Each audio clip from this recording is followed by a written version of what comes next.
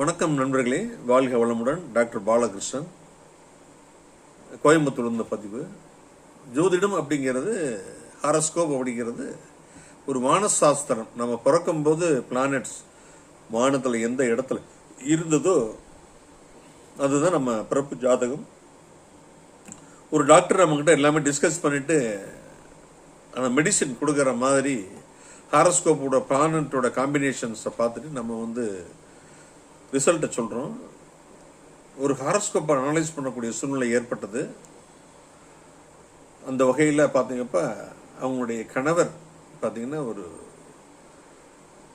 திருமணமான ஒரு 6-7 வருஷத்துலேயே இறந்து போயிடுறாரு ஹார்ட் அட்டாக்ல.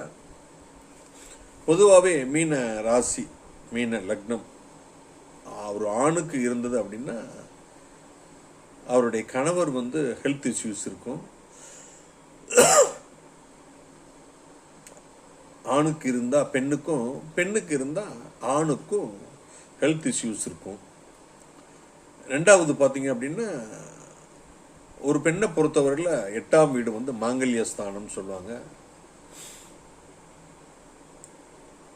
ரெண்டாவது 8க்கு 7க்கு 2 தான் 8. கணவருடைய வருமானத்தையும் குறிக்கும். ஆணாக இருந்தால் பெண்ணும், பெண்ணாக இருந்தால் ஆணோட அந்த வருமானங்களை குறிக்கக்கூடிய இடம்.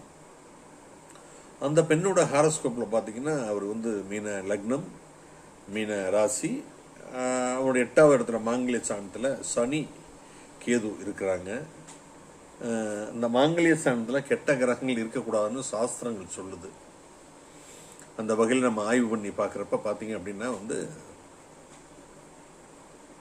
அவருடைய கணவர் ஒரு 6 வருஷத்துக்கு மேலே இறந்து போயிடுறாங்க. நான் இந்த பதிவு நான் ஏன் போடுறேன் அப்படின்னா, ஒரு ஹாரோஸ்கோப்பை அனலைஸ் பண்ணும்போது நம்ம ரொம்ப ஜாக்கிரதையாக அனலைஸ் பண்ணணும்.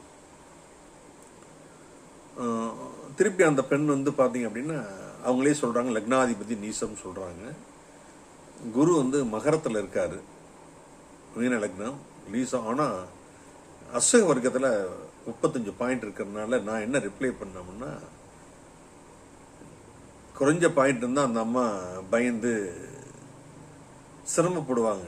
அந்த அம்மா அத்தனை வித அப்சக்கல்ஸையும் ஓவர் கம் பண்ணி தன்னிச்சையாக தன்னுடைய சுயமான ஒரு வருமானத்தில் அம்மா அப்பாவையோ, அண்ணன் தம்பியோ, மாமனார் மாமியாரையோ யாரையுமே சார்ந்திருக்காமல் சுயமாக சம்பாதித்து அவர் வாழ்ந்து கொண்டிருக்கிறார். லக்னாதிபதி நீசமானாலும் லக்னம் 35 point வாங்கியிருக்கிறனால she will overcome all type of obstacles in her life.